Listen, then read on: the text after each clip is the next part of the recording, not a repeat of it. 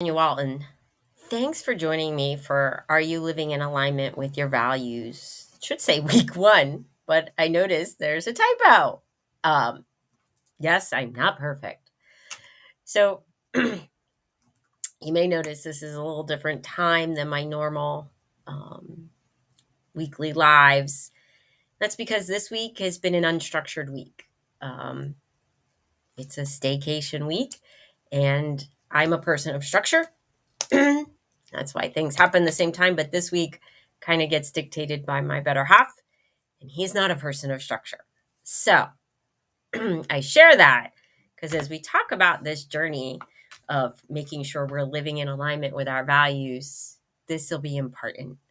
So, as a reminder, I shared last week that I'm going to share this journey that I've embarked in for the month of August because for me, and I think for many, because school is starting or will start the end of the month, depending upon where you live geography wise. And even if you don't have children, um, the end of the summer is a season of change. You may be getting into maybe in a period of preparation because even though I have no children of my own, when I commuted, I knew I dreaded that first week of September because everybody else was back on the road. So I had to adjust my own schedule for those with now getting back to getting children to school and not being on vacation and so forth. I coach youth field hockey. The season starts later this month. So, I get to do all the administrative work for the season as well for our program. So it's a period of preparation. Today is my birthday. So it's a time of reflection and preparing for what do I want out of my upcoming year, right? So, um, knowing as a coach that it's important that we're in alignment with our values because when we're not, whether it's in relationships or at work or within our family, it creates conflict and it's really hard to perform at our best, to be our best as a person when there's that any kind of conflict or disalignment within us as people. So I'm using a tool that I did not create. It was created by Best Self Company called the One Thing Core. Ooh, that's a little blurry. Sorry, guys.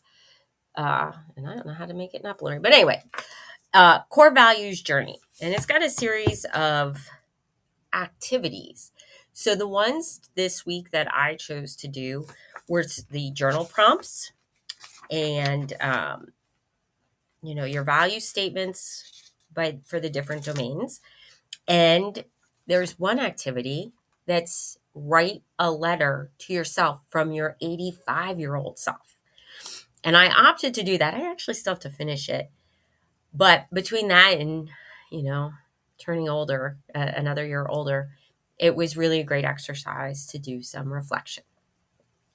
So, what this has revealed, I'm out of alignment.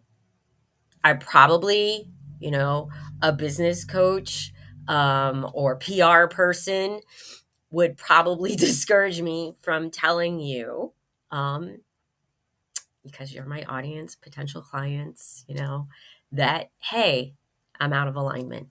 When I'm teaching you and sharing how important I think it is to be in alignment. As a matter of fact, coaches hang out with other coaches, and one of my dear friends said to me, she goes, you kind of sound burned out, Virginia. Not if you've seen my other videos or read my headline, I normally start that I'm a burnout coach for women in risk management. She goes, if only you knew a good burnout coach. Yeah. Sarcasm is one of my values. So I am drawn to friends who are sarcastic and will call me on my shit. And I do the same with my friends and my clients. And I would do it at work. And at times, if you're a risk management professional, you kind of have to do that, right? Because there's an issue. You got to put it on the table so it can get addressed, right? So that's just in my core. That is who I am. So hopefully you may be able to relate to that. So yeah, as you follow these journal prompts of what's most important in your life, what's your why or your purpose, what makes you feel most alive, what gets you in a state of flow or in your zone, what's your favorite memory, And then after you answer these questions, what were the theme, right? So I started this off by saying I'm a person of structure. And, this week, a couple weeks ago when we took staycation, I didn't adhere to my structure. And that means I make crappy food choices. I don't exercise. My morning routine that mentally and physically prepares me for the day is off. And I don't function as well. Sound familiar? Yeah. Do you let your to-do list overtake? Been there, done that. I thought I had them more handy. I actually, I'm living with these kind of to-do lists. You can see the joy of the Sharpie crossing things off, but that's not in alignment, right? I need that structure. So that's why, I did about 4 minutes notice for this as opposed to normally a couple days and send invites and do all the right PR type things. Didn't happen today. I'm being honest with you because I'm run down. And the way you get run down is being out of alignment, right? What's important to me? Fun, laughter. Well, when you're flipping tired because you're worrying about these to-do lists and not stepping back and thinking big picture and strategically, you get exhausted. And I realize as I look back and think on every time where I was run down, I was more focused on taking that Sharpie, which I love, to this, rather than focusing on my 3 priorities: my self-care, 3 top things for work or business, and 3 top things for community, because service to community and others is a core value for me. I think as I did this, it's not the serving, it's not the getting shit done, to get the field hockey program up. I do that because it comes with the turf. I'm one of a small team planning our town's annual festival, which is really important to our town. And my town is really important to me. But I got so focused on the to-do list and the Sharpie that I wasn't focused on the why, that it's important and I'm giving to others. Guess what that leads to? Internal frustration. Do you guys sound nasally? Yeah. Run down. It's about making an impact. That's the why, not getting shit off the list, right? So step back and really think about your why, and are you doing the right things to achieve it? I realized I wasn't. I'm out of alignment, right? And it's easy to think because you're doing, you're busy, busy, busy. Wait, busy on the wrong thing.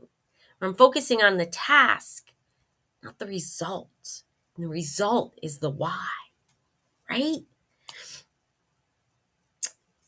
What makes you feel most alive? Is it taking a Sharpie to your to-do list? Yes, that's rewarding. But is that the most important thing? No. What makes me feel alive? The end of the field hockey season, when a kid or a parent or both write a note and say, hey, thanks. Thanks for all you did. Thanks for having my back. Thanks for encouraging me and not giving up on me. There was a girl who was a second grader, hated to run. Hated it. As fifth grader, she still hated it. Now she had to do more because the field was bigger. And before she finished our program, went on to high school, I got a thank you note that said, thanks, coach, for pushing me. And in her senior game, where they did their little recognition and their parents walked them out in the field, in that little highlight with what their plans were, she thanked me. 4 years after I was her coach, I was still making an impact on her. That's my why. And that has nothing to do with ordering goalie equipment and making teams and following parents for payment. That's about what happens on the field. So that's what I need to focus on, because making an impact on somebody else. Because I'm grateful for everyone who made an impact on me and gave me the encouragement, gave me the support, opened a door for me. I need to do that for them. And that leads me to, I'm going to share my favorite memory with you. And you might be like, what do I care? Fair, but it's my birthday, so indulge me. Or fast forward. My favorite memory was a birthday many years ago. I was probably in my 20s. And I finally hit the point where I had disposable income, right? That's awesome. If you grew up poor or struggling financially in your early 20s, when you get to the point where you run out of month before you run out of money, that's a great feeling. And on my birthday, I was working 2 jobs. I took Friday and Monday off for my full-time job, and Saturday and Sunday off for my weekend job. And I took my mom to lunch. My treat. My birthday, but it was my treat. And then we went shopping. Now, the stores near us aren't fancy. I'm like Kohl's, Target, Old Navy, right? And we hit the clearance racks. And my mom found a bunch of things. And so I paid for them. After all, my birthday is because she went through, actually it was more than 9 months because I was late. And I arrived at like 3 in the morning with a really big head and shoulders, and she never let me forget it. So I kind of owe her. She felt so good about herself that night I went out with friends. She went home. I was living on my own. Colored her hair. The next day she showed up at my house in new clothes, fresh makeup, her hair colored. And I knew I had made an impact on my mom. Not just by being a good kid, but what she had taught me and about giving back had made a difference. To this day, that is still probably my favorite birthday memory, right? Today, fortunately, there was an opportunity while my mom passed me several years ago, and I can't treat her to lunch today or breakfast. There's another single mom who I have the opportunity to support in a way that allows me to honor my mom and help this other mother and have an impact, hopefully, on her daughter.